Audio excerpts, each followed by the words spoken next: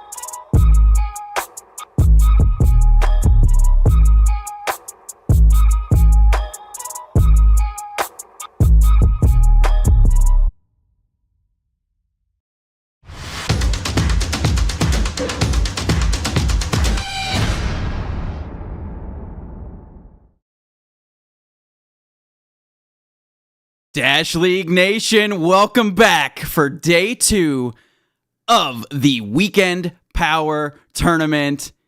What's going on, everyone? My name's Goose. Welcome back. I got Gollum and Willow with me in the booth. What's up, guys? Heyo! Dash League! Power Tournament! Let's go. Woo! And we're going to be starting off with Dragon versus No Goal. And what level is this? This is the losers finals, correct? Yes, that's the last match of a losing team, unless something unexpected happens in the grand finals match. Whichever team manages to win here will be moving on to go against Dumb. Even if that's Team No Goal, who just recently, towards the end of the last stream, lost against Team Dumb. They may have a second chance of redemption. Meanwhile, Dragon has been climbing through the ranks after getting sent down to the losers bracket and has an opportunity to steal the win here. Dumb really needs to be watching out for whichever team ends up taking this. Nice. All right, let's just get our drones in the game here. And we will get down to the field in just 1 second. I keep saying field. Every time I host, I'm like, field, arena. It's indoors. All right. Unless you're on Canyon or Quarry, you know? Yes, that is true. That is true.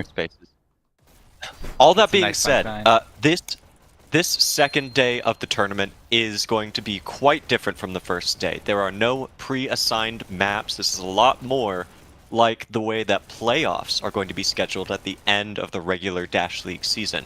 These teams are negotiating each for their own map with Control Point as a tiebreaker. This is very similar to how the mid-season is run as well. Obviously, during the mid-season, those maps are pre-assigned, but it's best 2 out of 3 for each of these 2 or potentially 3 matches today. Starting with No Goal and Dragon. Looks like No Goal has most or all of their players already in the lobby. I'm sure they've been prepping and gearing up for their chance at redemption in the winner's bracket if they're able to come out on top today. Yeah, it's a big day for them, being able to make it all the way to the end of the grand finals of the entire tournament if they can win this here today. So some big stakes on winning this one, as it will get them up to the big leagues, basically, of the Weekend Power Tournament. That's right. And Dragon, meanwhile, also getting most or all of their players in the lobby. I'm sure they've been strategizing as well. They've really been climbing through the ranks since that initial loss, as I mentioned earlier.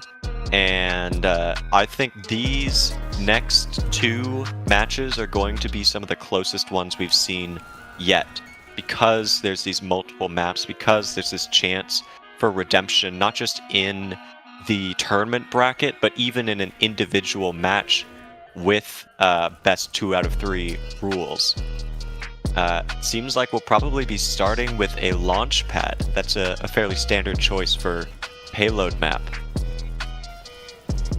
Yeah, and it's a good Any one. thoughts based on what we saw yesterday? What each or either of these teams might have strategically going into this match? That's a great question. I mean, Launchpad is, I think, the favored map of the league. It has been for a few seasons now, at least in terms of the payload, because there is just like so much meta to it. So many off angles, so many flank routes. Abyss, I think, has more flank routes, but they're a little bit more predictable. They're a lot more separated. If you go through the flank route in Abyss, it's very hard to join up with your team. Meanwhile, the nice thing about Launchpad is that you can get these really nasty flanks that still join the team, get these nice 5v5 fights, which is what you want. I mean, you want every fight to be the whole team versus the whole team. And I think now that we're getting to the end of the tournament with the best of the best here, that we're going to see a lot more of the group ups, a lot more of the weapon pickups, trying to get some cemented holds. I think it's going to be hard to make checkpoint on this one between these 2 teams, as we just know that both these teams are very capable of getting a hold, getting a setup where they can all see each other, all get some aggression. I think with the pickups, my guess is red team, we're going to see 2, maybe 3 of them with some pickups around the cart, always staring at it. We're going to see 2 or 3 of them probably just with pistols, maybe some staples, pushing up into the enemy spawn, trying to keep this kind of leapfrogging always going, some eyes on cart, some eyes on their spawn, to try to prevent blue team from ever getting a 5-man. and it looks like we have everybody in here. So do you guys want to check out the starting lineups? Yes. All right. Please. Here we go.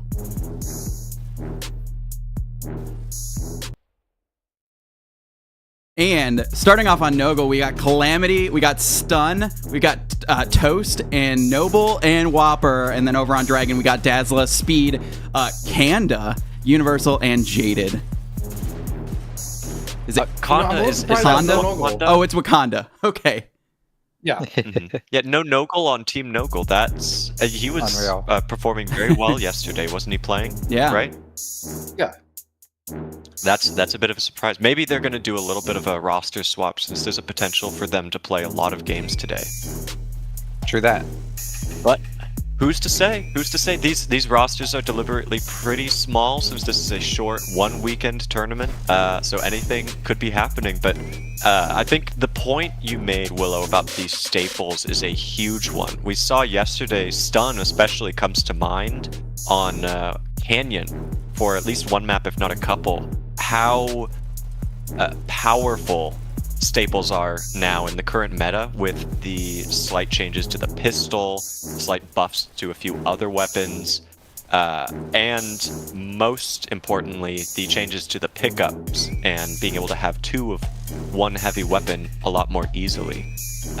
Both of these teams, I'm sure, are going to be adapting their routes through this pre and post checkpoint areas to try and include staples in their lineup, maybe even prevent the other team from getting those set up. But when it comes to it, one thing that comes to mind is most or all of these are veteran players, and if there's one thing I know about vets, it's that they build a routine and they like to stick to it. So shaking things up can be difficult, even for these very high skill players. I'm interested to see who does it better and if that even happens. I think you said it well. I think honestly it's even more difficult for these high-level players. You know, you'd kind of expect the best of the best to be able to weather any change that happens like a breeze. But honestly, what we have noticed a lot of the time is with these weapon pickups is just, I mean, you develop these habits for 5 years or so, and then, you know, here out of nowhere, there's these completely different play styles that you've never seen before that are added to the picture. And I think just the variability of what is viable has increased tenfold with these weapon pickups. And I think that's what makes things so interesting and is going to make every game a lot more different. It looks like the teams are getting ready to go. Yeah, we got all the Dragon players there in the center. We're probably just waiting on Noggle to get a couple technical things sorted, and then I'm sure they're going to be ready to go. And we will get started. Oh, we're getting started right away. All right. Launchpad with Noggle on red defense and Dragon on blue offense to begin side switching after the timer runs out. This initial setup here around the house area and how this first fight goes out of the gate in the first 10 seconds, I've found is always very telling for any payload map. There's always some chance that a team that starts off kind of rough can get themselves in gear, in a word. Right. But if things go badly from the outset, that's a huge mental drain, even if teams are equally skilled. So clearing out this house immediately is very important for Team Blue for multiple reasons. Not only mental, but momentum, is that this is a very momentum-based game. And, oh, it looks like we're going to hit a lag from stun here. Yep. But, the stun able to kill through the lag. No problem, getting a nice double kill. We see Cart is rolling here. So, yeah, we see that the red got decently cleared out here. Yeah, now I think the blue spawn is completely clear if you're looking down at the bottom minimap there. Going back to that momentum I was talking about, now we're seeing that blue has the momentum. They're able to double stack as well as send multiple blues up to the red spawn and take the fight away from the Cart. Now red finally getting some momentum back in their favor, getting a nice Cart shutdown. Blue is not doing a good job of fighting while on the Cart. Speed doing some really good dash dancing. Looks like they finally get cleared out, but that was a good little 15 second hold by red team there, which is really all you can hope for when the blue spawn is so close to the Cart. Once the Cart gets down at the bottom of this hill, we're going to see a lot more of long-term holds by red team. I like seeing this defensive oversight by Jaded. I would normally like to see a little bit of a quicker swap for her fellow teammate to hop on the objective, because you always need to have somebody moving that Cart. If you have at least one player around there and nobody pressuring you, there's just not really reason not to be moving that objective. It's the only important thing. Not kills, not even space, but moving that objective. Everything else is secondary. And thus far, 4 minutes 29 seconds at the bottom of the hill is actually an excellent time. So yeah, despite that small little stipulation I was adding earlier, Dragon is doing a very good job making it here. Noggle has not had any solid opportunity to set up a defensive hold yet. I think that's really what we're seeing here is there's just not quite enough hold and aggression coming out of red team here. Blue team is doing quite a good job, like right there, Speed taking the fight onto the Cart, which is exactly what we're going to see out of blue team. This is the first real stoppage we've seen since the top of the hill, which is not what you want out of Noggle's team. 3 minutes 40 seconds is usually you see that just at the bottom of the hill, but they're already at the SMG bridge. Blue team already getting a nice group up here, pushing up again. Red is just unable to send any disruption into blue's backline, so blue is just able to group and push and group and push and group and push, and it's definitely working in their favor. 3 minutes 20 seconds past the SMG bridge. That is an amazing time. Dragon is absolutely blowing past usual markers at this time. It's really impressive. Every time they make some sort of group push, they're not waiting for it to be their whole entire team, which is a mistake that teams sometimes make and leaves an opportunity for a team like Noggle to go up and disrupt. They're keeping the pressure on constantly, and every single time they push, they are able to make something happen. This is pretty much the longest stoppage we've seen so far, and even then, multiple players are making it to the Cart for the team in blue. I've not really seen any rockets picked up by any members of Team Noggle. I wonder how well that's going to work out for them. That being said, I am very glad to see Calamity picking up shields and hopping onto the objective. That's something that they were missing as soon as the cart made it to the bottom of the hill, and allowed Dragon to push so far up in so little time. Not stopping that cart with the red players, with a red player, is really going to bite you in the back. Yeah, no kidding. And honestly, even if Blue just keeps up these micro pushes that they've been doing, that's probably going to be enough to make it a checkpoint. Getting like a little 1% every, 10 to 15 seconds, that adds up quick. I mean, they're only a few percent away from making this checkpoint here. Speed getting a really nice kill. Oh, double kill, possibly triple kill. Whoa! Oh, double explosives coming out of Blue team here. They are not letting any red hop on that cart. This very well could be it. This is an amazing push by Blue team here. Amazing explosives, as that is checkpoint.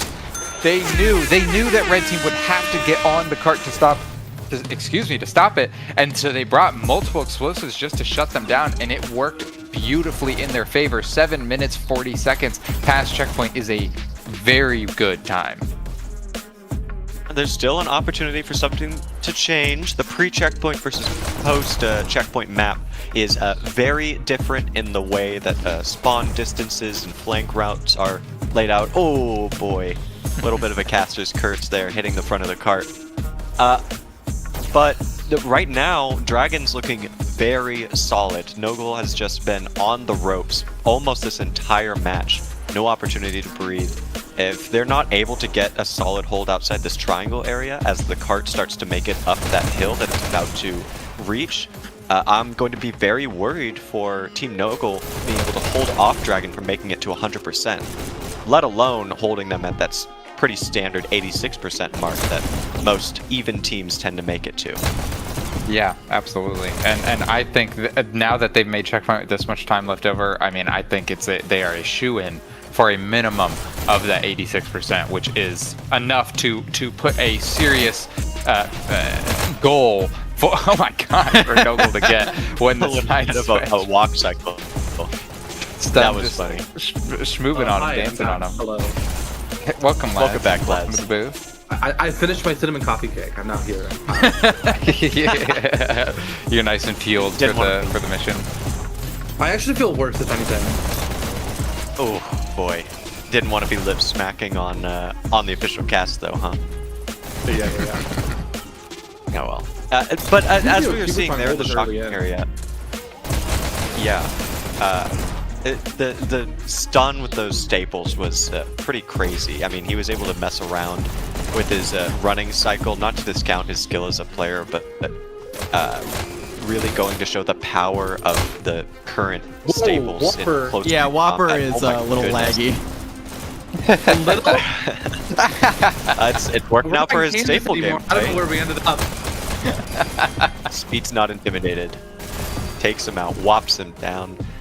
Maybe I can't say that. But he's mollywopping. Universal, along with the rest of his teammates, riding the cart, double stacking even. Noggle still no serious cart stoppage. Since maybe that one moment pre-checkpoint, this cart has been flying. 5 minutes left at the 77% mark. We saw in the games of Launchpad yesterday that making it around that final corner at about the 90% mark is a big deal, and a very good sign that you're going to make it to 100, and Dragon's well on their way for that. Yeah, they absolutely are. I mean, 78% with almost 5 minutes left over. I mean, that's up there with some of the top matches that we saw. I mean, yesterday and in the previous seasons. Calamity with the nice Dash Lake shotgun skins that you can pick up in game. Calamity corner camping a little bit with nice shotguns there. Not quite any groups coming out of Blue team here. Yeah, that's something that Blue is missing now. They were so good with their momentum. I wonder if a decent amount of that, I'm sure, is strategy and communication, but to some extent, it's probably just got to be the timing of when they're getting killed, and all being taken out as the group makes group pushing very easy. Nobody really needs to wait and feel like they're waiting. If everybody's dying all at once, they can just push all at once when they respawn.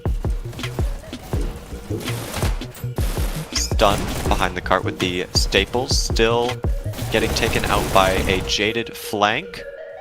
Toss moving around through the triangle room, trying to keep that dash down, was a pretty big issue in the past minute or two for players like Speed, who dash crazy fast and efficiently, able to get into the back line of Team Noggle. Good group push out of Dragon. Nobody really disrupting the blue team's ability to... Nice L out of toss. The blue team's ability to group outside of the triangle room. Nobody really pressuring blue team's spawn at this moment either. It's just kind of difficult, it seems, for Team Noggle to seriously push up. But this hold has been pretty good. Oh my gosh, what a bounce shot out of Speed into that triangle room. Now 2 kills, 3 kills under Speed's belt. The rest of his team able to follow up, but still with the staples, annihilating that objective, killing that push before it can really get going. Still 1% gain for Team Blue is pretty good this late in the map.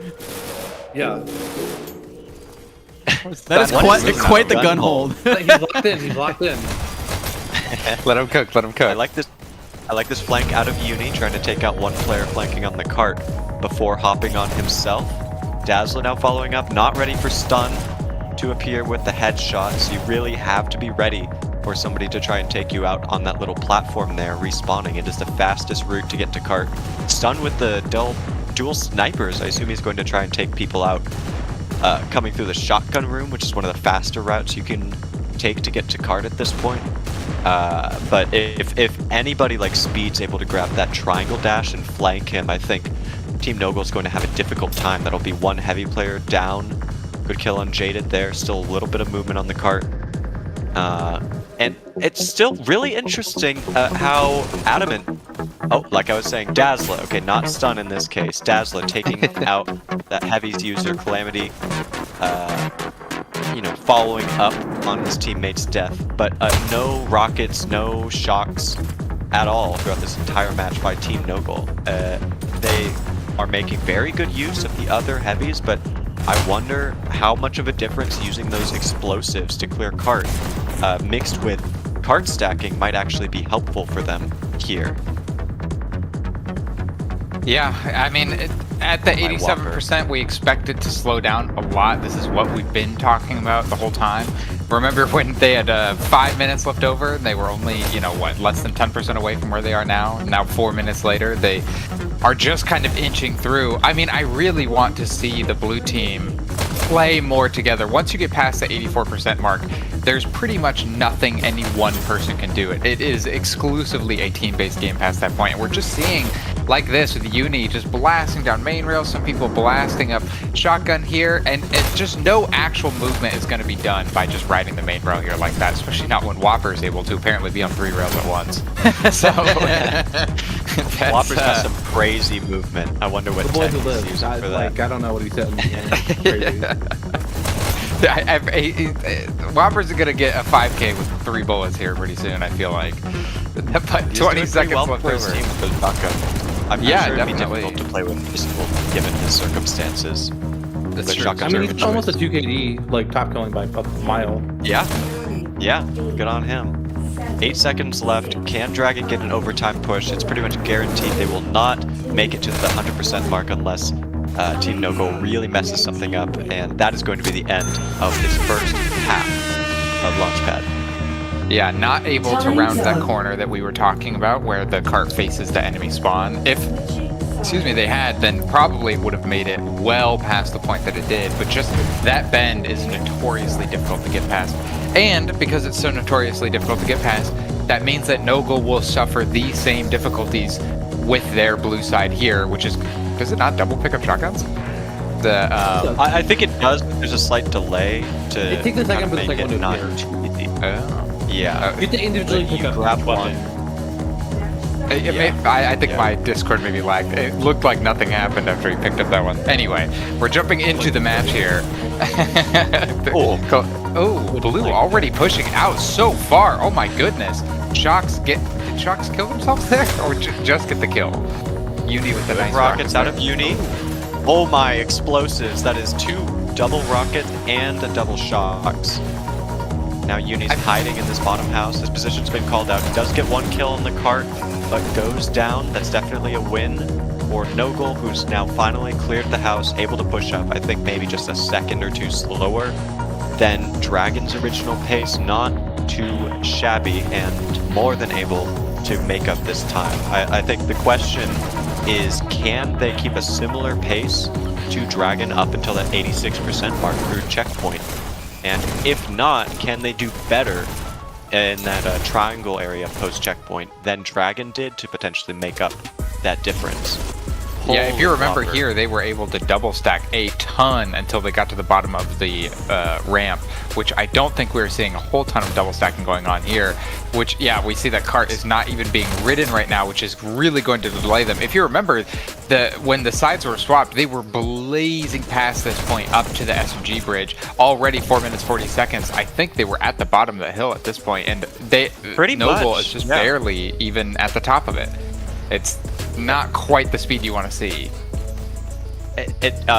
There is one speed that I do want to see, and that's player speed, who's been disrupting like a mad lad through this house area and around the cart. But yeah, I mean, things are already not looking fantastic for Nogo. Their consistency on the objective and ability to clear around the objective has just not been quite as good, quite as consistent as Team Dragon's was. And Dragon also picking up explosives made a huge difference around the house, and also makes a very big difference in how players play around the cart.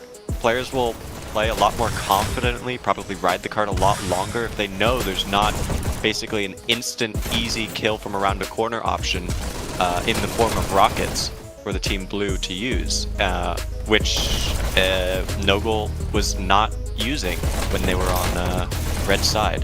Now on blue, they're really feeling the pain there. I think they're just about to the bottom of the hill. Currently, no solid hold for the team in red, but they are getting disruptors past the front line and gearing up for a very hard push to stop the cart.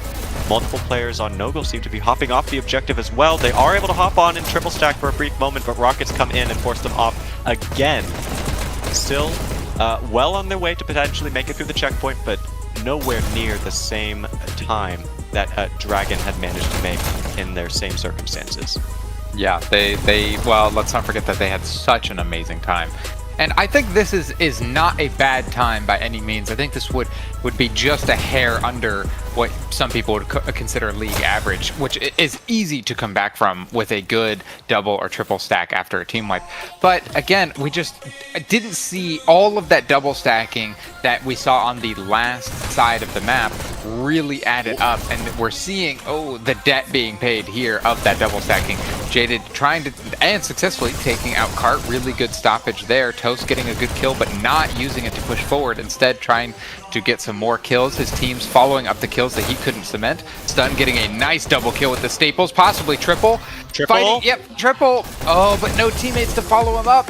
All of that killing for naught. Toast finally coming back to the cart, gonna opt to take some fights, try to dodge the rocket, successfully does it, tries to get on cart. This is so tight. We're seeing non-stop action at this point. Oh, nice push, nice push. Nogel's been doing a very good job at trying to focus down these Rocketeers, but it looks like Dragon has so many people who are proficient enough with rockets to be a serious threat, even at this level of play, that it's hard to keep the Rocketeers completely down and out. Nogel's really having to factor that in. I think they're definitely going to make it through checkpoint. It's just a matter of, can they match the time that Dragon did, or are they going to be maybe just a second or two behind? I think that's pretty much the same time Dragon made, actually, despite that very rough beginning. So they are well on their way to potentially making it to that 88% mark and taking this first map. Yeah, absolutely.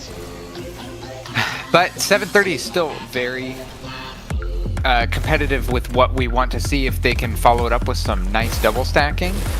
Out the jump, really nice kills here in the shotgun room, which is going to be the #1 way this early on that Dragon is going to try to push the cart, because it is the fastest way to cart. Stun sitting in a nice little stun corner with some shotguns. Whiffs it. Oh. Doesn't quite get the follow-up. Oh, shot in the back. I think we've all been there. But the cart stayed up, and that's what matters. Does he get the health? That's huge. That's huge that Speed got that health there. He's able to get another kill. He's forcing focus from the cart away from the main rail. Splitting the focus of the team that is pushing the objective is the #1 way to guarantee kills and increase the survivability of all of your teammates in red. which is exactly what Dragon's able to do when they have more than just one player around the cart. Now it's just Wakanda around the objective, but still a player like Tossed, who's very good at a sightline, is having to chase him through that old red spawn area. Team Noble's having to look every which way and starting to lose just a little bit of focus on that objective. But still well on their way to potentially making it up the hill. They've been able to clear out Dragon consistently. There hasn't been any serious hold this early on, but as soon as the cart makes it to the top of the hill, as we saw when the sides were swapped earlier, that is where the difference can be made. Is the timer at the top paused? Okay, no, we're good. And Universal pushing on the cart, not quite able to stop it. 5.5 minutes at the top of the hill. Not too shabby at all, and still Nogle has control of the triangle room. Good kill by Universal. Gets ignored. 2. Still alive. One shot there. But the rest of the team is able to follow up and try clearing it. What crazy movement! Did eventually go down, but Konda's trying to disrupt. In the old red spawn. Sees somebody rolling out a shotgun, Stun with his arms down, not ready for a fight just then. Good flank. That's 2 kills for Konda, 4 kills actually now for Konda. Calamity left, last man standing on the cart. Somebody for Team Dragon in triangle room, letting them move, not quite aware of what was going on. Dragon starting to get a solid hold here as the team Nogle floods in, 1 or 2 at a time. Yeah, oh man, I love the physical dodging. That's something that you only ever see in these VR games. Calamity, wow! Unfazed by red team pushing him, just gets a nice kill, continues this cart moving.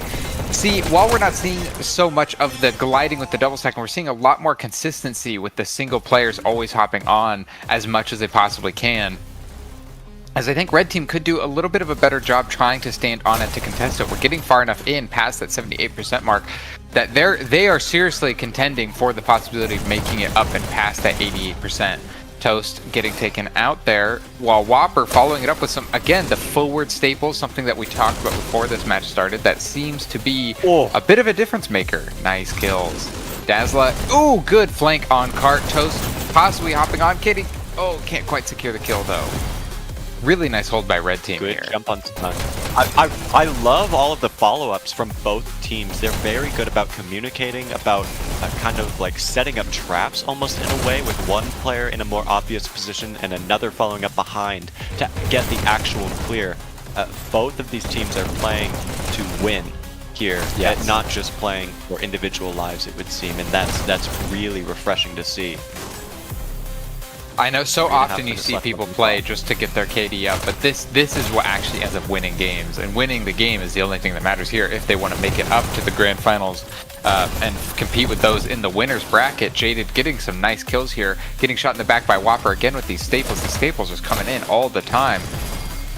As Uni narrowly clears the cart, Stun getting the shotgun follow-up too. Oh my gosh, so much CQB weaponry being used right now. Stun gonna pick up dash and go, and can he get this cart moving again?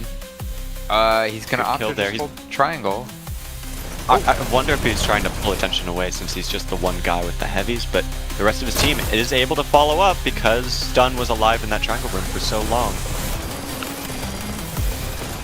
Well, that is some good bait and switching going on. 2 minutes 30 seconds left with only a few percent left to go. Konda, wow, just killing Noble, who I didn't even want to contest that fight, I guess. Really good forward presence by Red here. Again, trying to take the fight away from the cart. Usually you see Blue trying to take the fight away from the cart, but now Red is, because the cart is so close to their spawn and they don't want to compete in an area that they can quickly just respawn at, when they could fight up here, die, and then respawn and take the same fight again near the cart, effectively doubling the amount of lives that red team has and thus doubling the amount of kills that blue team needs to get. Very difficult to push it past this point for that very reason. Uni getting a nice drop shot but getting shot by Noble there. Let's see, this is a really good group up out of blue team. This is exactly what they need to get things moving. Noble getting a kill and trying to ride that cart, but Konda with the huge flank. Oh my goodness. I think Noble's the most getting a sightline position into spawn. They keep it on the cart and die into Yeah, absolutely. I think they're struggling it to seems even like- get enough people up there. That they only get 1, 2, maybe 3 up, so there's not enough to look at that sight lining because everybody feels the need to get on that cart. I think you're absolutely right that one person whose whole job is just to go do this, like Calamity with the flank. This is Calamity, exactly what we were just talking triple about. Kill. Oh my goodness, that could be a difference maker unless someone's just gonna ride rail right onto cart.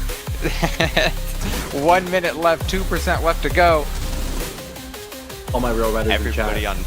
Show up. Everybody on Show Noble up. knows they just need 1 or 2 pushes, even just one-man pushes, to really get this card to the last 88%, the last 2% that are remaining. I think Dragon also well aware of that. They're really trying to harp on keeping one player on or near the cart. Dazzler taking up a much more defensive position because the pressure is put on. But who is going to be watching the triangle room? I saw Conda was up and disrupting somebody else from Team Dragon, now trying to follow up, just not allowing a group up, but they are allowing one player like Stun to make it through the triangle room and get just a couple inches of cart movement. 29 seconds left on the clock in a group push from Team Nogul. Jaded's going to try and shut that down right away, dancing around the cart, allowing her teammates to follow up and clear things out. Only 18 seconds left. I think they have 1, maybe 2 pushes left to get this last 1% and make it or break it, winning this map. Team Dragon just needs to stack somebody on the cart or else Calamity's going to run away with it. Dancing around behind Speed. Conda now holding down the main rail. Dragon wins barely by the skin of their teeth. Absolutely insane match, super close, a great start to this tournament. I think this is exactly the type of action that we're expecting to see. Do we want to read off the scores here? Absolutely. Yeah. For Team Dragon, Speed, top scoring with 10,000 scores, 77 kills, 75 deaths. A pretty even KD, but absolutely playing their mind out for their team and their objectives. Over on Nogul is Noble, 72 to 72 KD, 8,900 score, a much more even spread across Team Nogul. Very good on all of them, playing together so well, so effectively. Both teams really bringing a lot to the table, a lot of differences and similarities in their strategy that are going to make the second map interesting and very edge of my seat to watch, if I'm being honest. And Yeah, it it was a great game. Oh, we are doing a waterway for map 2. Okay. Okay. Some League classics coming right Welcome here, back in season 2.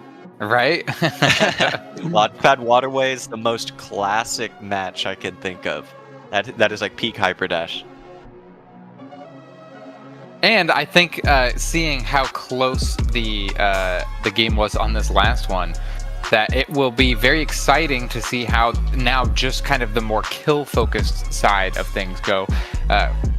Waterway in particular, but also just all domination, really favoring kind of the kills a little bit more than the team play of the payloads. And I think we did see a little bit more kills coming out of one side on that last map, but the team focus was what really cemented the win. But I think this one could be a little bit more up in the air since that team focus is less of a play.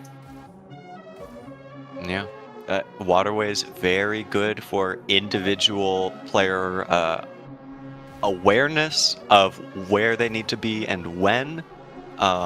There's some amount of role distribution you can do. I think we saw Stun actually in one of their matches against, was it Dumb?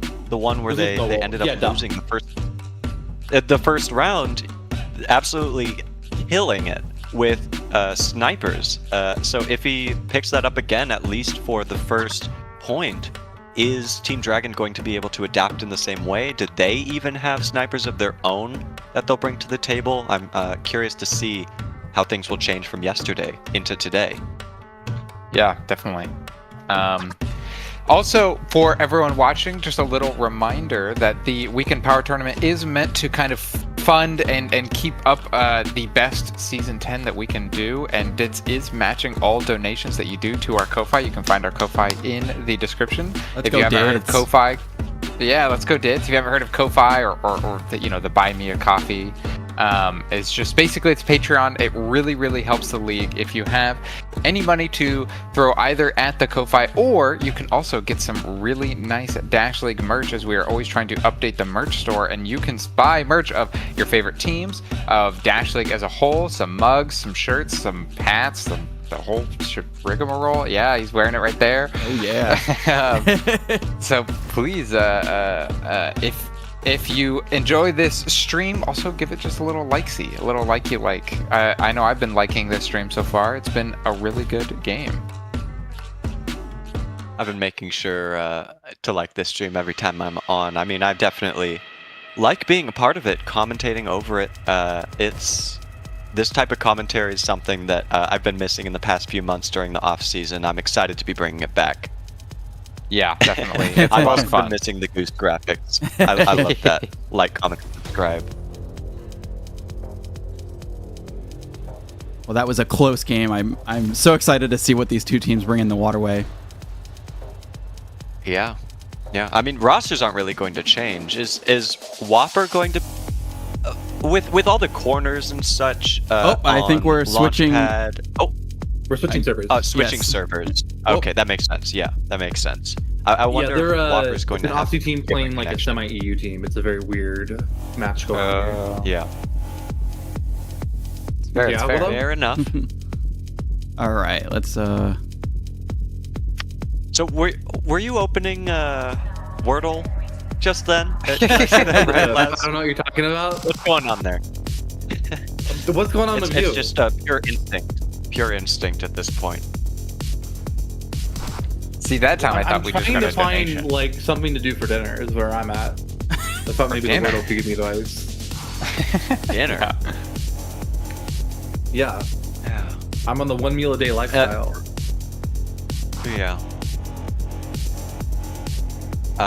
Okay. A lot of players ready to go in the lobby. Do we know are most of these people still Quest players, untethered? I know there's a lot more even mix of PC versus Quest and some of the higher level players, but in general, most people seem to have some sort of Quest type headset, untethered, which means they have to use batteries. Right. I think the vast majority of the league uses Quest 2, Quest 3. So I think it would be a fair assumption that at least some of them here. Because that's a big thing that you have to factor in here logistically as a team and as players for a tournament like this, is also charging time. I'm sure that's part of why they've got a pause like this, is just giving players who don't have an extra battery pack hooked up to their headset, like maybe Speed does sitting down, a chance to charge their headsets a little bit more while everybody's getting ready to go. Oh look, there's the bot disappearing. Teleporting around all over the place.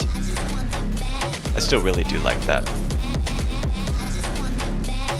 Most of Dragon, though, in the lobby does seem to be ready to go. Just hanging out until Team No Goal gives their thumbs up as well. Usually for Waterway, we tend to see teams have one person who's generally more defense focused on their base, and 1 to 2 people who are much more go in the opponent's faces. Who do we think is going to tend more towards that playstyle, or do we think either of these teams are just going to have everybody kind of flood forward and try and make things work that way? This is a great question. I mean, we saw in the powerful waterways last time that the ones who maybe weren't even necessarily getting crazy KDs, but were always in the enemy base, were the teams that were, kind of getting some movement done, kind of getting some motion. And I think that's hopefully what we're going to see again here today. But I mean, the possibility of snipers being pulled out does kind of make things like that interesting. Having snipers not only dominates B and shuts down some kills and hopefully gives you some more map control, but then also is kind of inherently a distraction for those pushing the enemy base, that you have to choose between the button or the sniper. But I guess there's only one way to find out, which is watching what happens here. This rollout's going to be very important if one team's able to not just get B, but get a couple kills and just rocket on through into the enemy base, while the opponent does not. That is going to be a good sign of their success further into the match. Thus far, still a couple Noble players alive in the Dragon base. Now Dragon clearing out their own base, has control of B, but does not have any serious presence over in the base of the team and blue. Looks like several of the Dragon players holding out for dashes. First countdown does go for Dragon, but no point as of yet. Whopper trying its best to get these pickups and play defensively, but we can see sometimes having a little bit of a difficult connection can make things good for your ability to survive fights, and sometimes it can make it difficult to engage in them. So a little bit of a back and forth there. Stun going for the snipers, it would seem. Double snipers picked up. I think this is a decent time to get that done. Grabs the health as well. Still no visibility on either point because he knows Speed is in the base, hitting the button. Team Dragon just needs B. They have not had B for a while now because I think 2 Noble players have also been in the base of Dragon, or were in the base of Dragon clearing things out. Both teams managed to clear their own base. Still, Dragon does not have any control of B, trying to just skip through and keep the pressure on Nogle's base in the meantime, trying to seemingly get B more as an afterthought than anything else. Good kill by Romeo. This might be the opportunity to try and get a countdown the moment that Dragon gets their base back, but countdown for Nogle instead. No button holding is going to mean Dazzle is able to counter. Speed alive in the base is going to keep Stun on the back foot. Yeah. Stun doing a decent job here with these snipers, but is just getting pushed so much. Desperately needs some health as he's one shot here. Gonna try to get a kill on the enemy in his base, but is going to ultimately only get a little body shot bandit as his teammates need to fill everything up. We're just seeing a lot of Nogle in their own base here. I'm not seeing a lot of Nogle outside of their base. That is kind of the opposite of what you want for this map, and has given a lot of opportunity for Dragon to take some serious space, get some serious movement, but excuse me, it looks like Stun is going crazy here, getting a nice double kill, trying to get some momentum for his team. It seems like Stun is getting a lot done, but his team is unable to fully take advantage of it and push forward. Oh my goodness, what a long range shot. Oh my god. Whoa! Well, I stand corrected. Stun is getting some crazy kills. Yeah, his team needs to push up here. Look at his team all on B. They need to get to the enemy base, take advantage of the kills that Stun is getting. I think part of what's holding Noble back, and what should be part of the strategy for Dragon, is they get this countdown with only Whopper left alive. Can they get the counter? The first point for Dragon. Good job. I wonder if what happened on that point is what I'm about to describe. That Stun spent a lot of the time we were on his camera trying to survive in his own base, avoid a player like Speed taking him out, trying to get those pickups back after respawning, which takes a lot of time. And there's an advantage to be said for knowing that snipers are down for your opponent. The snipers are best when they're at a very long range, when you have a very accurate player able to set up stably and just take players out from across the map in a way nobody else can. As soon as somebody gets in your face, like Speed, the snipers are more of a detriment not just to the player, but they're not being helpful to the team.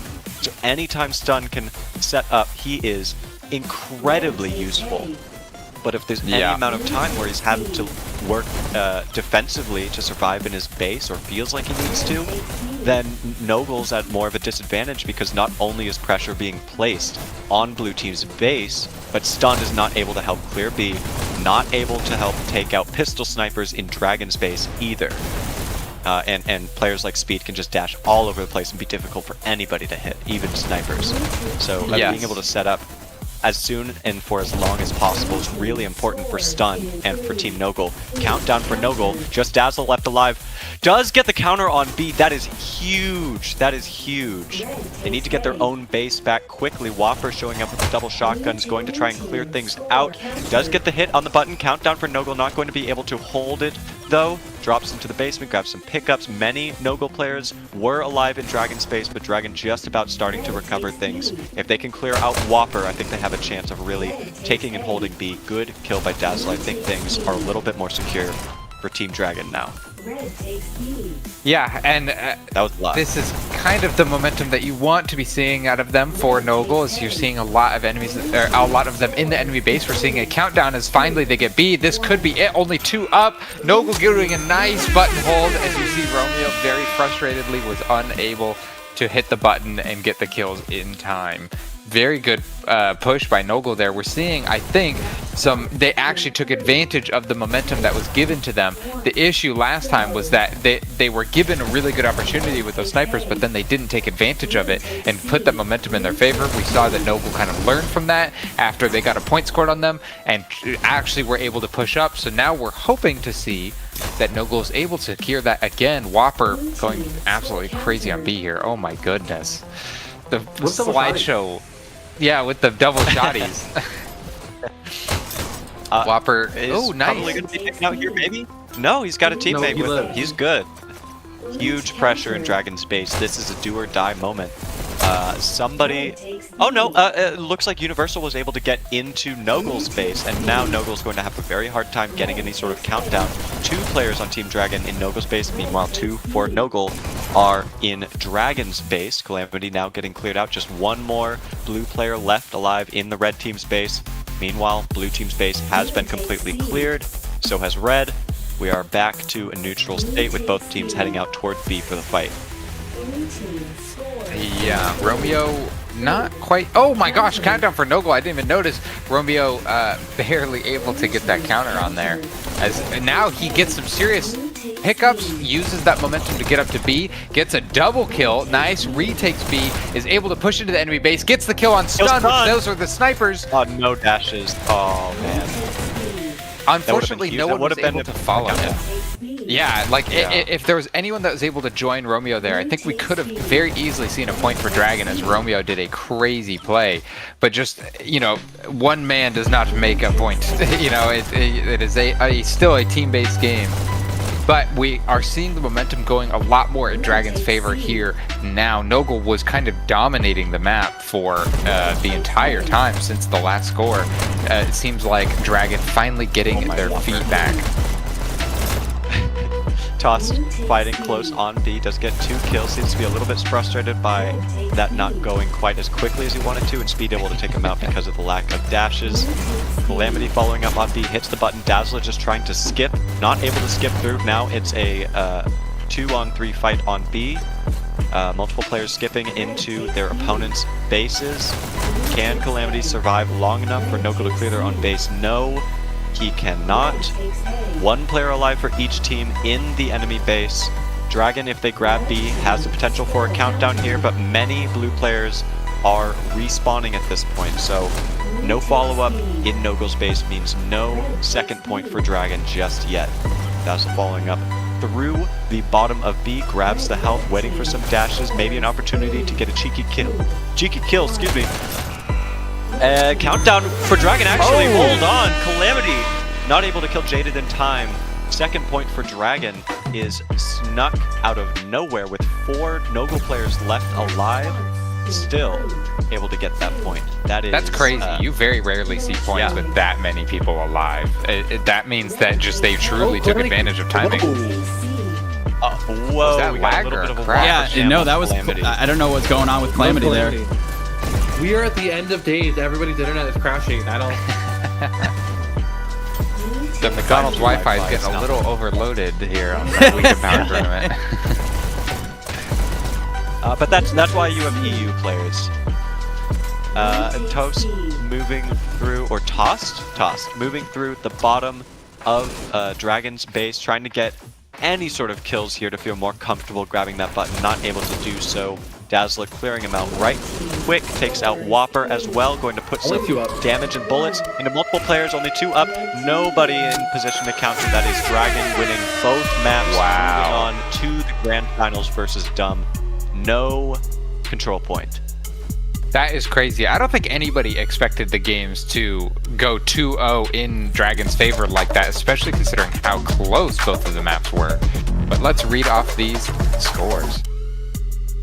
Sure thing. For Dragon, top scoring is Speed once again. 23 kills, 23 deaths, 6,800 score. Meanwhile on Nogle, Calamity slaying out 27 kills, 21 deaths, 8,600 score, way outscoring anybody else in the lobby. Absolutely playing the heck out of that objective. Wonderful to see.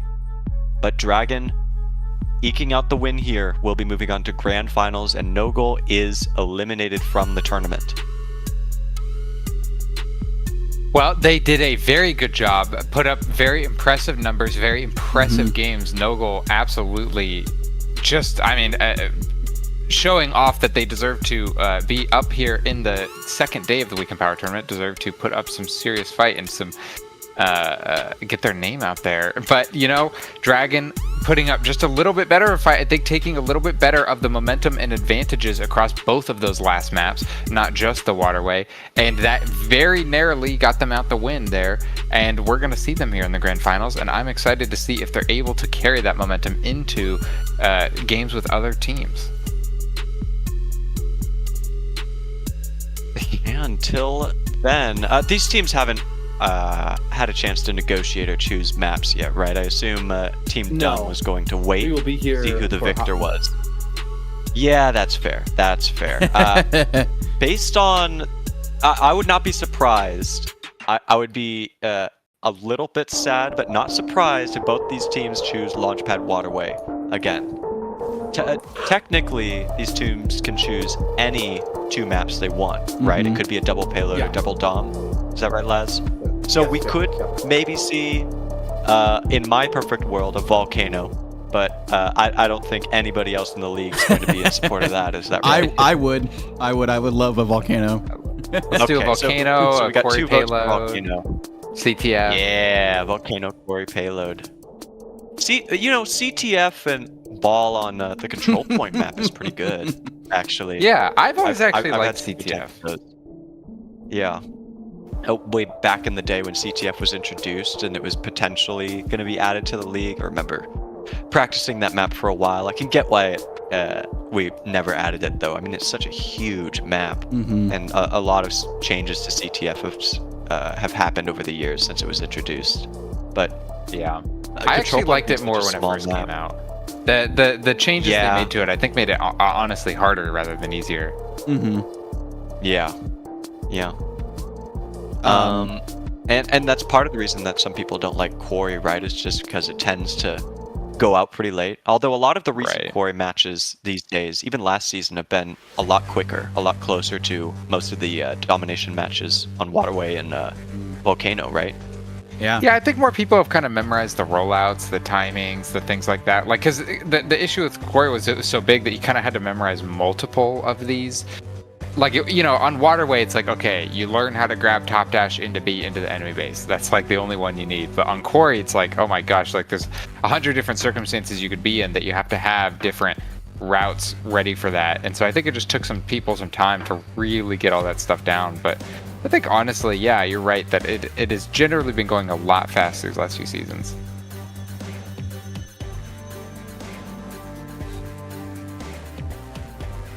And do we know if Dragon is Dumb joining Dragon's server, or is it the other way around?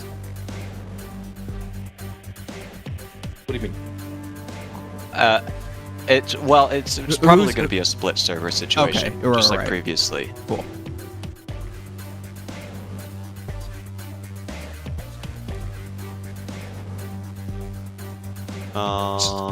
So while we're between maps here again, I'll just remind everyone that the DITS is matching all the donations that people put onto the Ko-Fi, the Ko-Fi coffee, however you say it, don't matter.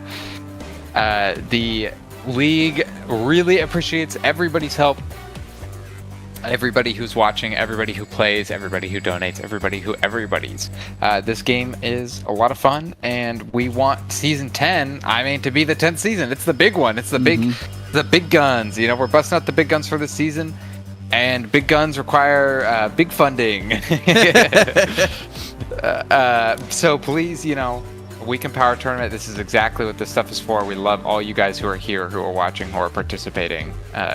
And don't forget to leave a nice little cheeky like on the stream. Thank you so much for everybody joining as we jump into these crazy matches here as soon as they are negotiated and ready to go. I would love to see another Canyon.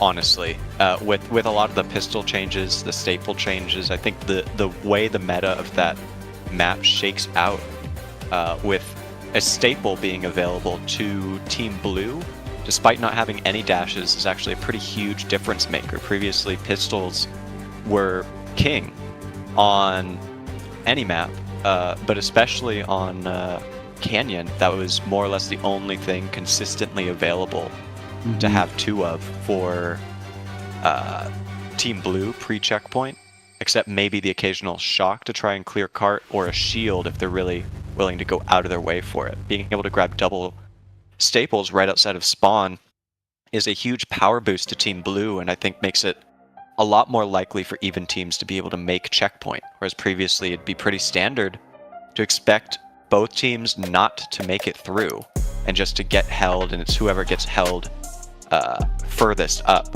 that wins. Yeah, so, and I think a big go for it. Right. I think a big complaint of Canyon in the past was that like a blue team gets absolutely no resources. Meanwhile, like there's a buffet going on red side. I mean, they got 4 dashes, they got SMGs, they got shotguns, they got like 3 different health pickups. They got, they are rich men over there on red side. Meanwhile, blue side is like relying on the welfare that is the shotgun pickup, maybe if you have a shotgun user. But now, with the staple buff and the shotgun buff, that it's actually very viable to, try to force those CQB fights as blue team. You pick up the shocks, you pick up the staples, you pick up the shotguns, and you push into that like kind of chaos area, and you get up right in their face. It makes it so if you're able to blast into even something like Health Room, that you're able to really just kind of wipe them out, as they don't have those same things to try to return the fire to you without seriously delaying their rollouts. And you don't really have to delay your rollout at all as blue team to get those pickups. So you're able to bring these really nice guns to the fight really fast over and over. And I think it does tip the favor towards blue team a little bit more than it ever has been in the past. You have the server and password, Goose? Yes, there is a server up, but they forgot to put a password on it. So nice. There's random people in it now, so they started a new one. It looks like, all right, cool. Yeah, just another pub lobby. We're doing a versus world. Yeah. For the last hour or so. Okay. Oh, Nice those warm-up. guys. Yeah. Warm-ups are a very underrated thing. I feel like most of the top teams are aware of it and tend to do it, but some difference maker I noticed in my experience playing through Dash League over the years was warm-ups are a really huge difference maker. Even if it's just something casual like a public lobby, not even playing against a team, just kind of going through the motions of getting in the right mindset for playing make a huge difference in readiness for an important match. So it's good to see teams warming up like this, and I'm sure Dragon's very warm after that last match they just had. They're probably rearing to go as soon as the time comes.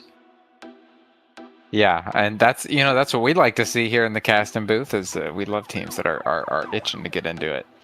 Yeah, and you're right. That warm up, I mean, it doesn't last long. Like you play a bunch, you get in the zone, and you're ready to bring that zone into the actual match. That's the whole reason that you do it. And I agree with you that I have found it is insanely helpful.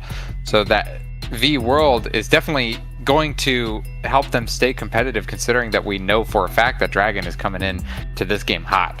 They're ready. They've been playing at their best, and they're going to continue to play at their best. So we need Dumb to match that energy. Solar was just floating there. One important thing I'm going to point out for the way this works: if Dumb manages to win 2 of these 3 maps right away, that's it. Tournament over.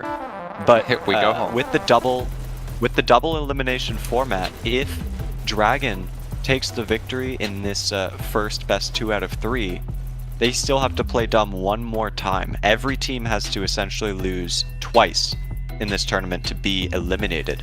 So there's even a chance for redemption still for Team Dumb if Dragon takes the win here. Dragon being put in the losers bracket is really up against the bracket for the chance to win. Dumb, meanwhile, not having lost a single match, has already proven themselves capable of this grand finals. So if Dragon takes this first match, it is not going to be over just yet. We'll still be able to see a few more maps out of these exciting teams. The pressure will be on for Dragon to perform well here. Absolutely. I'm just catching up on some chat here. People arguing about what is the worst server in the game. Look, It's Dallas. It's Dallas. It's not up for debate. It is Dallas. I feel like it's got to be Dallas. It's you know, I'm a Dallas lover. I think middle grounding is always the best. I think West Coast and East Coast players are always at ends with each other, and you got to meet in the middle. You know, you got to meet where everybody's at. Meet at the Dallas. There are some people that are if East Coast and they're like with compromise. They're like, let's just play San Jose. I'd rather do that than Dallas. Like, what? Dude, I love those people because that's like being like, oh my god, you know, that's like when you go to school and someone's like, oh, I don't want to eat this McDonald's. Do you want it? It's like, yeah, like hell yeah. Thank you for the San Jose. Don't mind if I do. Here's what I think about this. I think what server you think is the worst server depends on when you join the league more than anything else. I think the worst server, if we're just talking about the US ones, since a majority of the league is based in the US, that's often where the conversation ends up being is East, West, or Central US servers. All three of these coasts have had different time periods, I think, of being the worst one from a system standpoint. Of disconnection or inconsistent ping. They might be looking for the drone, by the way, with that thumbs up. I wonder if that's saying they might be ready, almost.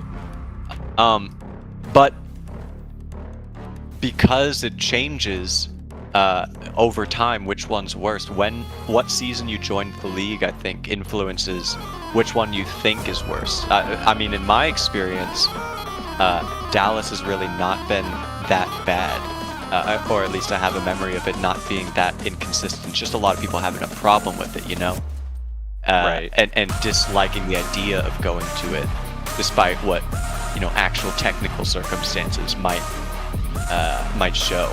I've had terrible time connecting to Washington servers though, West Coast. I think that's Washington DC, right?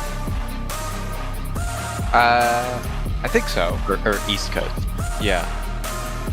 So that's definitely my bias is against the New York and the Washington, but that's just kind of my take on the whole server situation. This is a discussion without a resolution. Everybody's going to have their take, but I think it's just based on when you get here and who you listen to. And we are here now in Launchpad once again with Dumb on red on defense to begin and Dragon on blue, starting things out just like they did with the previous match against Noggle. Potentially going to try and keep up this strong start they had and maybe change a couple things in the post checkpoint if they even make it that far against this top seeded team to get a better time and further distance. 1 second left. Hog's going to grab that dash right at time and back right up. Not quite going to get taken out by speed. Pretty strong opening out of Dumb so far. Many players still left alive outside of this house, kind of baiting the Dragon players to use all their dashes and leave the cart. Hog is still alive, trying to go through the top house. Romeo gets that last shot off, potentially going to be able to grab dash as he clears the outside of the house. And the house is actually completely clear. I think Dumb's trying to make their way down the main rail to put some pressure on the cart, but the cart is able to just fly down that main rail, double and single stacking mixed on the objective. Poseidon grabbing this dash is huge. That is going to force Dragon to look both directions unless Jada just gets an instant kill there. The pressure on cart starting to mount as they round this corner, and being able to peek on the objective is a lot easier for the team in red. I love the consistency out of Team Dragon hopping on the objective. Life after life when their spawn is so close that it's so important to do and just keep movement consistent. It's just been a bunch of one-on-one and two-on-two fights around this objective, but even now, having a player on red start hopping on the objective, I think is a good sign for the potential cart stoppage as we begin to reach the bottom of the hill here for Team Red if they get any sort of momentum in their favor.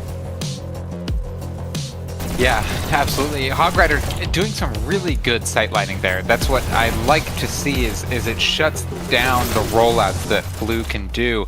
But making it to the bottom of the hill here, 4 minutes, 20 seconds. Well, they're not quite at the bottom, so it looks like they're probably going to make it fully into the bottom at about 4 minutes if this pace is continued. So this is league average, meaning these two teams are very, very similar in skill right here. Solar trying to, it's successful, I guess, getting that cart all shut down. Dazzla getting right back on it, taken out by Oogie Boogie on the high ground. We're seeing a lot more high ground coming out of Dumb here than we did in the last matchup, which is exactly what you want to see. It really shuts down the momentum that Blue can do if you have such map control like that with Solar. We're also seeing a lot less weapon pickups coming out of Dumb here on the defense. No staples, no shotguns trying to push up, and also probably even less explosives. Solar just going absolutely mental with these pistols. The cart made it to the bottom of the hill 4 minutes, which is a very good time, but now we've seen it has totally stopped, and all of that league averageness that we saw coming out of Dragon is quickly washing away as Universal desperately, gets some nice kills, but ultimately doesn't get that cart moving at all, doesn't get the rocket kill. So even though Uni got 2 kills, I would argue that nothing really came of that. That Red is still Dumb, is still getting a crazy hold here, and I think it's going to be really, really hard for Dragon to break this. It also a huge difference for Dragon in this match versus the previous one is Poseidon on rockets right away, able to put pressure on that cart, not going to allow Dragon to get a bunch of micro pushes. Dazzle taking out those rockets is huge. Good second kill on Solar, who was tearing things up on main rail. Nobody else able to quite follow up though. The defense for Dumb starting to look a little bit rocky in this moment, but with rockets set up, that cart pushing is dead on arrival.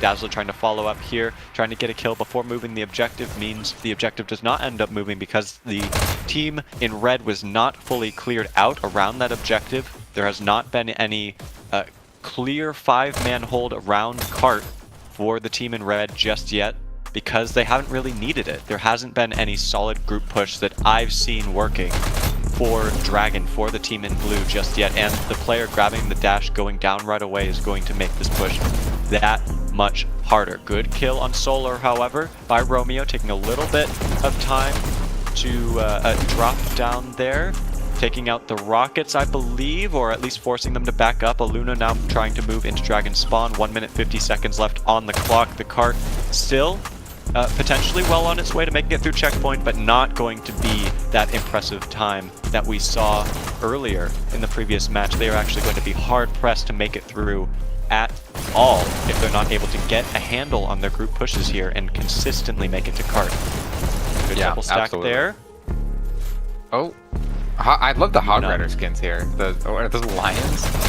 Oh man, Hog Rider getting some crazy kills. I love the CQB when just people start freaking out like that. So unique to this game, so unique to this playstyle. I find it so entertaining to watch.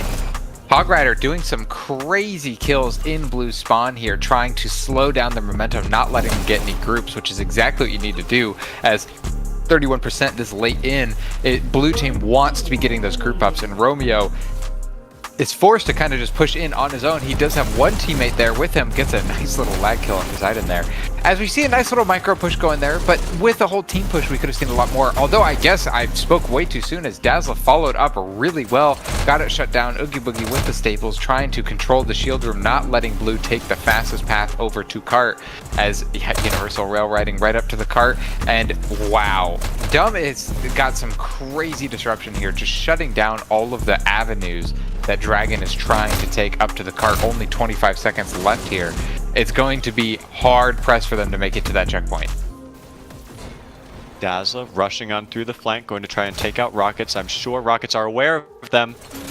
Going to be taken out mid-dash. The pressure is on the rockets, but with only a few seconds left, the pressure is more on Team Dragon than anything. I think they're going to struggle to take down those rockets and deal with them, and Poseidon, aware of that, is just going to get a couple free hits on the cart right at the overtime.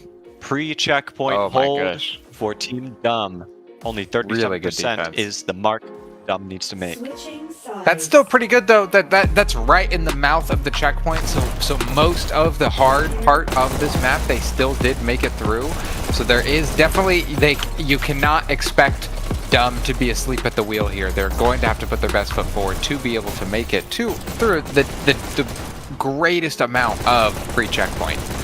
But definitely Dragon has their work cut out for them on the defense here. We're going to need to see them with some crazy defensive maneuvers. We did see Dragon with a lot more explosives on the red side in the last match, which that could be the secret sauce to even better defense. Don't know what's going on with Jaded there, just standing there. Yeah, probably just figuring something out in the last couple seconds. I like Romeo here, hiding behind this little wall. Going to be checking on Cart, flanking it so that the Rockets actually have time to hit the objective comfortably without being countered. That said, just one miss with the Rockets is going to cost you your life, and the house is almost completely clear here. Hog Rider turning back for that last Dragon player, Universal, takes him out, and that is a rapid, quick clear. Team Dumb going to move up to hold position in front of this shield room area, trading life for life while the Cart gets single and double stacked through this first zone. Also, Poseidon instantly picking up a shield is going to be very helpful for the survivability, sitting on Cart while his teammates flood through this shield area, this quick flank that the team in red could be taking towards the objective. Uni going to be hitting from behind, not able to get that rocket shot off on the shield player. Not going to be able to clear Cart. The Cart has not really stopped at all since the beginning of this match. Meanwhile, when the sides were swapped, the Cart was getting stopped left and right, making it to the bottom of the hill at a much more standard time. This is a rapid-fire double stack pace. The Team Dragon is just not able to make it past this front line as the Cart reaches the bottom of the hill. Explosives get set up. 4 minutes, 30 seconds left at the bottom of the hill, so we know that they are 30 seconds ahead of league average, maybe a couple more than 30 seconds ahead of where Dragon was at this exact time, so things are definitely looking in Dumb's favor right now. But I think the real difference maker is not the bottom of the hill at 4 minutes, but it's the fact that you were seeing a double stack coming out of Dumb there. The fact that they know that they just need to get some really solid micro pushes here, and they can win the match. 4 minutes left, they're under the SMG bridge. Which is not a bad time at all. See this double stack coming out of Solar and Poseidon as the rest of blue team pushes up into Dragon spawn. That's exactly what you want. Take the fight away from Cart, get the double stack on Cart. This is insane team play coming out right here. That was a phenomenal push. I think pushing almost like 8% right there just in that one life. If one more push like that comes out of Dumb, then Dragon is done for. This map will be in Dumb's favor. 2% left, 3 minutes, 27 seconds. Going to be hard for Dragon to defend this, as even just tiny single man pushes. Oh my gosh, what a group up out of blue team here.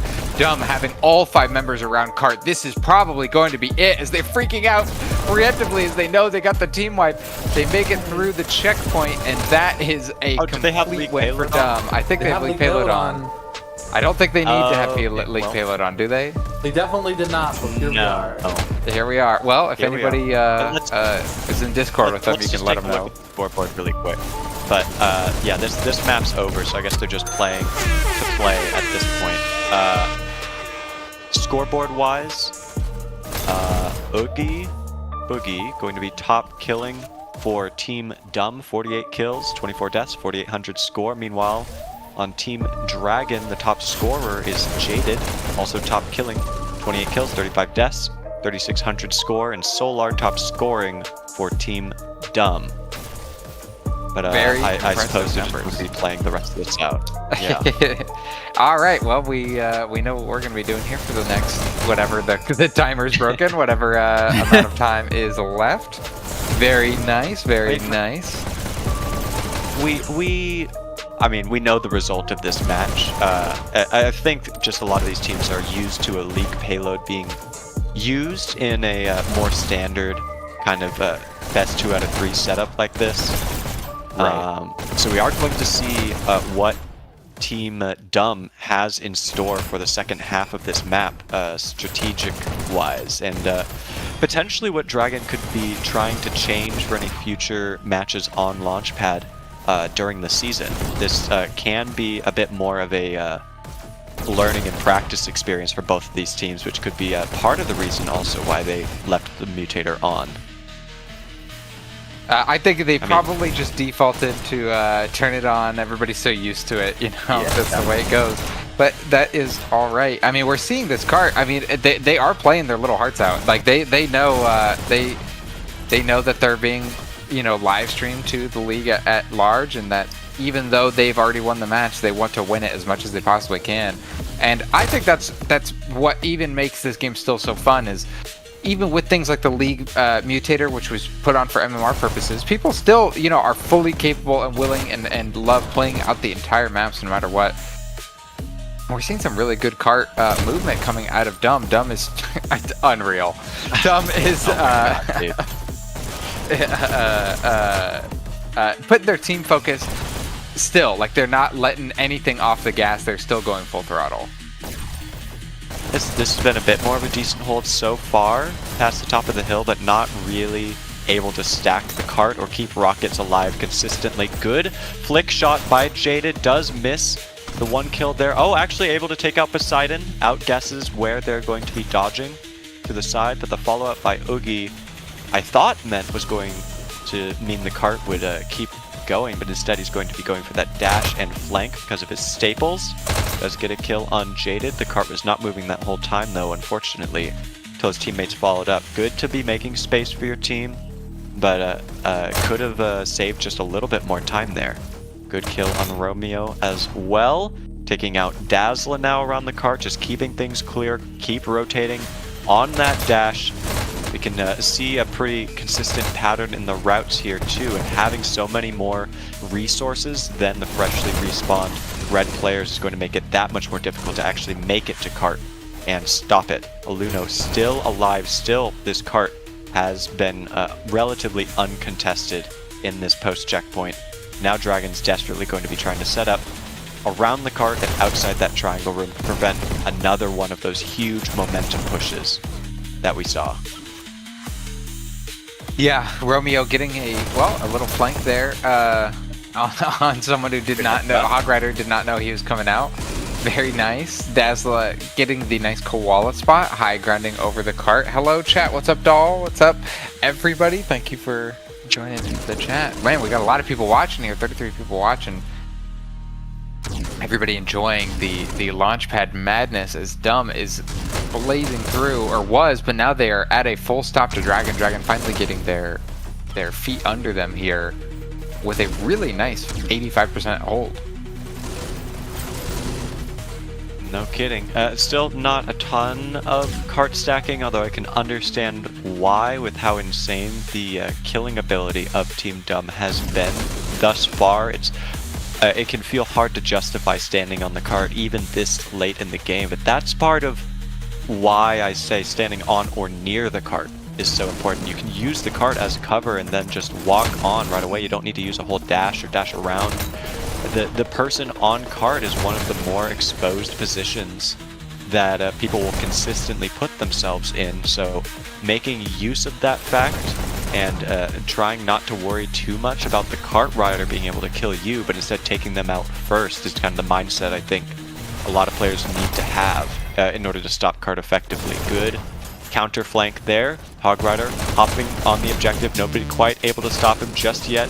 Wins that fight against Uni, but the rest of Dragon respawning, now going to be stopping the flank push from Oogie, but still one player on Dumb left alive in the flank, going to prevent any of these Dragon players from really moving forward and holding outside triangle, allowing the rest of the team in blue to start some sort of group push towards the objective just as Dragon wants to blaze past them and hold a front line.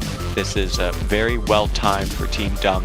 None of them really seem to be overextending thus far this match. I think that's a huge difference. No overextension, and no flooding one player at a time constantly to your deaths, wasting time. Yeah, definitely. with the cart fully turned here, we're going to see a lot more momentum. So we see that Dragon gets a nice team wipe onto Dumb. Jaded knowing that she needs to push forward to try to stop any team push here, because the next team push Dumb does is very possibly going to be, you know, very detrimental towards Dragon. Is that it's the ability to get a very, very solid team push, which we see Dumb is doing right now, will be a game changer. Oogie going for a flank with the staples, trying to, and does get the kill on Romeo. Oogie, no health for him to pick up though, as he's gonna go and try to group up, or just wait for the health. All right. Yeah, playing your KD, down getting a nice kill. does get a couple more kills there, maybe making some space for the rest of his teammates to follow up through triangle, and potentially Oogie can follow up at the back end of his team's push, but a little bit of a fight going on is slowing them down. 2 minutes left on the clock to make it 9%, but being around that corner with the shield, holding things up is huge for them. Not quite able to stop that Oogie flank until Jaded on the cart, grabbing that health, back to stacking the objective. No cart movement as long as Jaded is around, and hiding next to the cart. Exactly what I'm hoping for. You can do this even earlier in the map if you really want. Hiding next to that objective and then just sprint walking onto it is a very good defensive cart play. Makes it difficult to charge shot you from around a corner and get peeker's advantage, and still allows you to stop the cart by jumping on it. Yeah, absolutely. That's my preferred way of the cart defense, is always hopping on it with basically like showing up to the cart at the exact same time the blue guy shows up, hitting him with the come here often. Like, you both stop the cart there. Jaded hopping right on, but does get taken Solar with these crazy shots. Holy, Solar going on a 3K there. Speed does end up getting the kill. 1 minute left, only 6% left to the 100%. This is going to be close for the 100%.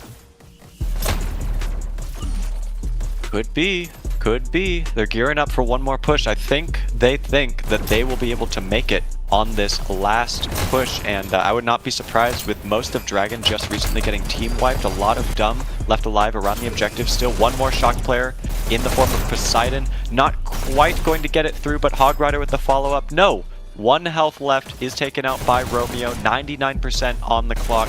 They're probably going to have time for one more group push if they don't overextend themselves. Solar moving down the main rail is taken out and punished for riding it. 15 seconds left on the clock. Jaded falling up behind the cart. Nobody quite in the position to hop on there and prevent the last percent. Dumb takes this map to 100%. Good job on their part. Absolutely. Final scores, still Jaded at the top for Dragon, Oogie at the top for Dumb. 81 kills for Oogie, 58 kills for Jaded, 8,800 score for Oogie, 6,400 score for Jaded on Team Dragon. That was a tough first map for Dragon. Yeah, it was a very good show of strength out of Dumb there.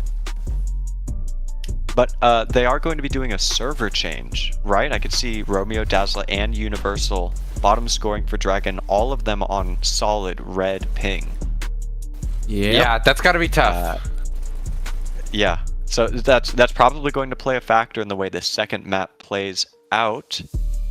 But remains to be seen once we hop into that second lobby which map they have chosen. We will see in one moment. There is the next lobby. All right.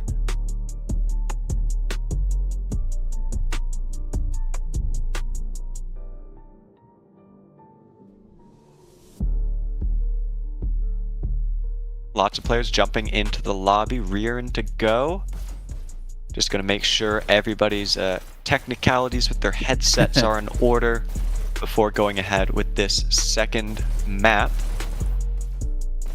Still waiting on the big reveal here.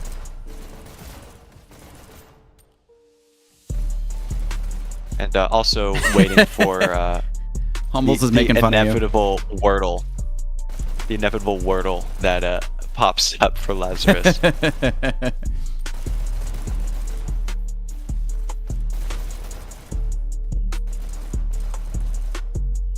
Thank you very much, by the way, Goose. Not just for this cast, but for so much of the casting apparatus that you've put so much hard work into for this season. I'm really excited to see you and everybody else. Thank you, Laz. Just as I'm getting all heartfelt. I'm really excited to see you and all the rest of our wonderful casters making use of it throughout the regular Dash League season. It looks great. I'm loving the way that it's functioning and that you're casting around this match, and just I'm what a really happy fantastic with. way Thanks. I'm really happy with everything, how it turned out. Willow, do you want to give the spiel about if you want to cast? If anybody out there wants to cast? Sure. So, we got this season coming up. It's, it's not a big deal. It's just the 10th season ever of Dash League.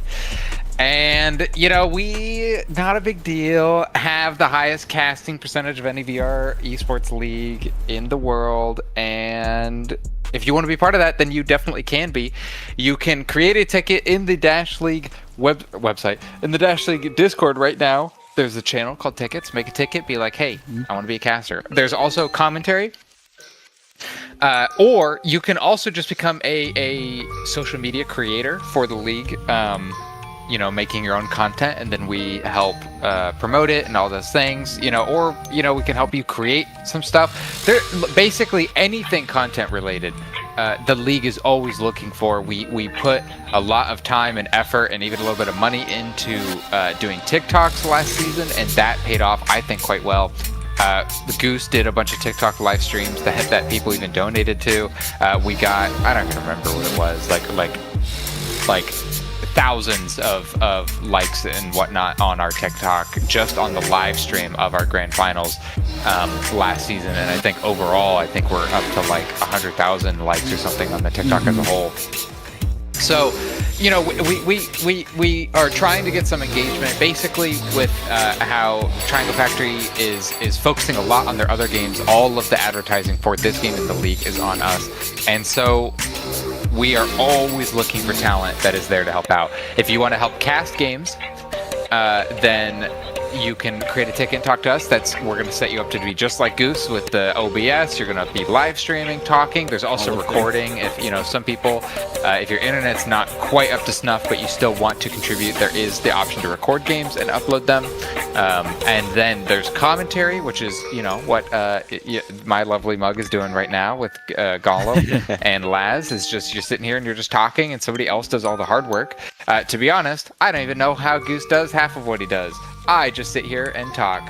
It's kind of like being the lead singer in a band. Like, you get all the attention and love, but everybody else does everything. And then obviously the videos and everything else that we've talked about. I feel like I've been talking enough about this stuff. If you are interested in helping the league in any way, you have some skills, you have some software, you have some whatever, then please open a ticket. And also, if you're thinking of supporting the league, you can see down at the bottom there, support us at Ko-Fi.com/DashLeague. That is the best #1 way to directly help us. Ko-Fi takes literally almost none of the money that you give. They take a cent basically per donation. So all of that money goes directly to us to keeping this game alive for things like prize pools and creating content, all this stuff that I was just talking about. All of that money really, really helps the league. If this league had never had any donations given to it, I think probably none of you would even know what it is. Yeah, I mean, straight up, that's kind of the way of it. One thing I also want to point out, if it wasn't already implied by what Willow was saying, is no experience necessary on this stuff. We have systems and experienced casters and commentators who've been in the league for a while and worked hard to make this process as easy to understand as possible for getting set up for these types of things, for having a chance to practice and get comfortable with the whole process of casting and commentating. And I know most of the people who are casters, if not almost all of them, who are casters or have been casters, had zero experience with using any sort of casting apparatus. I, for my own part, am a bit of an old man in terms of the limited experience with how a PC even works. I really didn't know how moving files around and downloading some of this stuff worked until I started casting. I've gained a lot of real life applicable experience because of it, and you could too if you apply to become a caster and are willing to help spread the love of this game and the attention of this league and cast over some games during the mid-season. So we look forward to any applications for any plucky people willing to give it a try as we jump into this second map. Oh, huge, huge, huge. Here we go. This is what we're here for, jumping into the waterway. The league standard. It's the standard.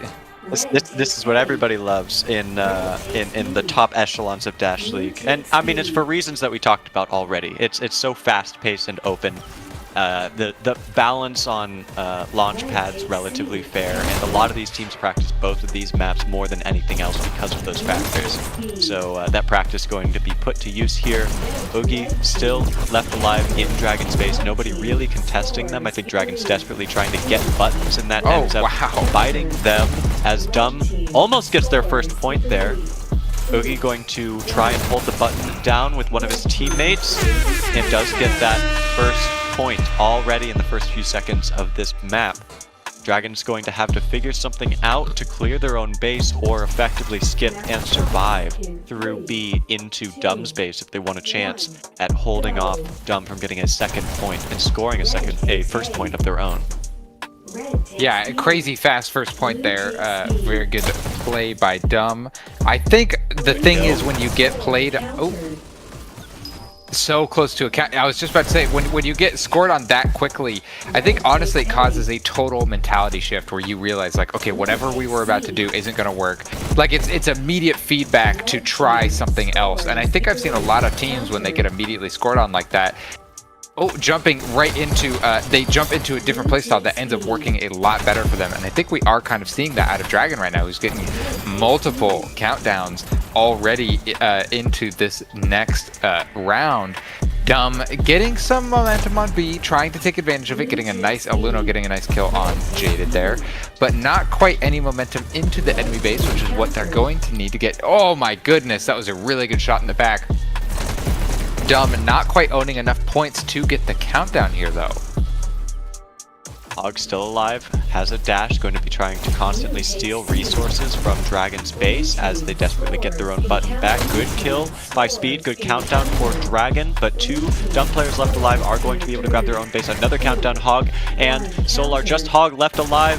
Does last second get the countdown? I'm sure Dumb is very excited about that, as now they're pretty comfortably going to be able to get two buttons. Dragon not quite able to hold Dumb's base, but they have proven that they can get countdowns. That's a very important mental boost, I think, for the team in blue at their chances of recovering here and potentially taking this map despite the very strong start by Dumb. But Dumb getting another countdown with just Speed and Jaded left alive, are able to counter in their own base. The rest of Dragon going to be released from their spawn since they cannot respawn during a countdown. And Luno getting a couple cheeky kills before popping up to button. Good counter there by Romeo. A couple Dragon players left alive to try and take Luno out. Luno really trying to hold back as many players as possible in Dragon space. Countdown for Dragon also not going to turn into a point, but holding back as many players as possible to allow the rest of Dumb push up, hold B, and then maybe after Luno gets taken out, follow up into Dragon space with a clear and get a point. But multiple of these Dragon players, since that initial point, have been able to make it pretty consistently into Dumb's base, so it's going to be a lot more back and forth throughout the rest of this match, I believe, with Dragon getting a few more countdowns recently than Dumb has been able to do because of the switch up that they figured out for themselves. Yes, seeing some good fighting here on B. Wow, a lot of Dumb out here on B as he hides behind the button there. Not quite going to be enough. Does get taken out. Solar, going to hold down B while there's a countdown for alive, and he clear. Oh, good counterplay by Speed there. Solar now going to be able to try to follow up with his team, but not quite enough as two of Dumb goes down. Only Oogie Boogie left in the enemy base is going to get taken out. This is the perfect time for Dragon to get some serious momentum in their favor, but oh man, Universal whiffing too many of his shots. Does get taken out over here at B, as now it is back in Dumb's control. Dumb trying to just get some forward momentum. It seems like Dragon kind of really... Oh, nice caster curse up Poseidon. Killing himself. It looks like the momentum that Dragon could have got is now finally paying off as Dragon's about to get a point, but does get countered by Poseidon. Not quite enough of Dragon left in the enemy base. Rail Riding Bandit gets taken out on the high rail there as Poseidon is one shot trying to get into his own base. We see a lot of Dumb in their own base here right now as Dragon could try to use this to push forward, but I think Dumb is going to get the momentum to get a quick little countdown here any second. Yep, here it is, and already countered though. A lot of back and forth without any serious countdowns. I mean, there's a lot of countdowns going on, but nothing that really truly could turn into a point. It looks like in the chat right now, for the chance to be entered into a second giveaway of Hyperdash, please comment Dash League starting now. So if in the chat you type out Dash League all caps, you have the chance to win, what is it, a DLC pack for the game? Yes, we got one of these many skin bundles that allows you to change the skins for multiple of the guns in the game. You can probably hear from the in-game audio that most of them change the way the guns sound as well as looking sick as heck. This is courtesy of one of our lovely community members. So comment Dash League as soon as possible. The ability to enter for this giveaway will be ending soon in the next couple of minutes. Meanwhile, we've got the rest of this exciting match with Dumb starting to get another countdown, multiple of Dragon respawning, but the pressure is on. I think it's Poseidon and one of his teammates were left alive in Dragon space, but pretty comfortably going to be able to get the counter there with the rest of Dumb flooding in from B. Really, it's just constant pressure holding Dragon up in their own base. They have not had a moment to breathe, and it's been very difficult, it seems, for any of these blue players to be able to leave their base recently. Not a whole lot of counters going in favor of the team blue because of this defensive switch up that Dumb is forcing Dragon into. Romeo going to try and swap that up, does grab Dash. Grabs Dumb space as well, just going to be playing for time and stealing resources as well. Grabs the button once again. Dragon with their own base. This is not going to turn into a point with so many players on Dumb left alive, but Romeo grabbing that sniper, possibly a mistake or possibly just a strategic misstep. Taken out while Dumb is getting another countdown with only Romeo left alive. He is the one man who could possibly counter, but getting taken out. That is a second point for Dumb and a team wipe for that second point. Dragon really heavily on the back foot here. They had something that was working for them. They just needed the right moment to happen for them to get 1 point, and they had a couple of those moments, but Dumb switching things up seemed to be working in their favor. Can Dragon pull this back, or is that point going to be the death knell for their chance at winning this grand final? So close. Oh man, countdown for Dumb already. Does barely get countered though. This is really close for Dragon to try and get things in their favor. Dumb getting another countdown. Dragon only 2 up speed and Jaden, and Dumb ends up taking it. No dashes, but so it goes. Dumb winning very solidly 3-0 in the second map. They are going to be your grand final winners of the second weekend power tournament. Let's look at the final scores here for Dumb. Aluno top scoring with 8,900 score, 30 kills and 15 deaths. Meanwhile on Dragon, Speed top scoring for his team with 7,000 score, 22 kills and 21 deaths. Very impressive scoreboards there, and a very good showing out of both teams despite what the 3-0 may show. That was very well done by Dragon, but just not quite enough to overcome the dominance that was Team Dumb. every once in a while, I think you had it too. I'm sure this was purposeful for Team Dumb, but I just have a moment where I say their name and I'm like, man, that is a dumb name, right? Which is just that much more entertaining. Man, I really. And I'll have the predictions update too. Who announce who won those? Oh yeah. And can we send the wheel as names long to as me it's too? not test prediction. It is not test prediction. I can tell you that. Yes, I'll be getting the names for you. Great.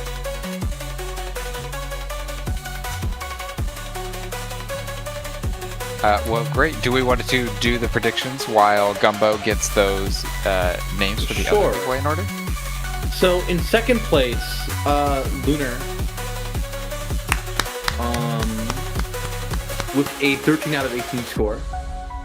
Wow, Let's that's go. not bad. And 13. Yeah. And then for Solar, got first place. So Lunar and Solar. Huh, it's kind of funny how that works out. Congratulations. Yeah, and he only got 11 out of 18 right, so, you know. But his picks were more consequential. Ended up winning. Well, there you go. Congrats Yeah. to Lunar and Solar in chat. I think I saw both of you in chat for the giveaways. What are they winning for those predictions? They're winning their choice of one of the new Dash League DLC Gunskin bundles. Let's go. So contact. Just go ahead and DM me, not Gollum, and I Or will you can create a get ticket. Connect to me, or create a ticket, or creating a ticket that works too. And with your choice of which of the 3 DLC bundles you would like, and we will get you connected with that. Oh yeah. So some nice DLC bundles. I really like the DLCs that they've been putting out. I feel like it's yeah. something that this game could have been using for a while. And you guys, Lunar, yeah, they each get one, right? Yeah. Yeah, they first. Yeah. What? Yeah, so and Lunar, by the you way, get was one and Solar Buns gets one. Bunny? Was it Buns Bunny who won yesterday? Yes. Yeah. Okay. I couldn't recall. Then I think we're good with the names there. I've sent them over to Goose, so we'll just take a minute to Alright. get that set up, and we'll get this giveaway sorted. I will be contacted the winner of this power tournament. Everybody on the roster for Team Dumb in the near future to give away their winnings, which, as a reminder, is a 50% off your order on the Dash League merch store. $500 divided evenly among the players on the team, and 1,000 in-game credits for Wow. the Hyperdash 4. Yeah, That's they're awesome. eating good today. And we've got 41 watching here. Please do not go. We got these final little giveaways to go. So if you want some free goodies, stick around. But also, please leave a like on the stream. The YouTube is pushing the VODs, basically the video version of these live streams a lot more as they're leaning more into live streaming. And leaving the like makes it push into people's algorithm more. So if you guys could just leave a like before we give this away, give it a like for the people who are getting the giveaways, and a like for all the people who helped this tournament, playing it, running it, everything. It would be much appreciated. So let's go ahead and see who's going to win this spin wheel. All right. Here we go.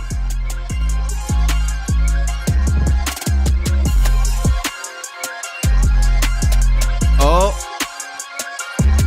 So close to doll. Alex. Alex! Whoa. Congratulations, Who won? Alex. Oh, yeah, the green screen kind of. It's Alex. Alex won.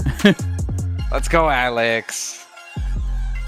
So Nice. same thing for you, Alex, as everybody else. You can create a ticket or DM not Gollum on Discord and get your prize. Very Oh. huge. Alex, say Alex yay. saying yay. Enough said. So thank you all, everybody who participated in this tournament. Goose for casting, Lazarus and Willow for being in the booth with me, everybody who donated today, everyone who participated in the comments, and all you lovely viewers out there, either current or in the future when this is uploaded as a video as well. Thank you all for being a part of this, and really looking forward to Season 10. Any last words from any of the rest of y'all? I'm so No, looking forward to this season. It's going to be great. It's going to be a great season. 5 years of Dash League.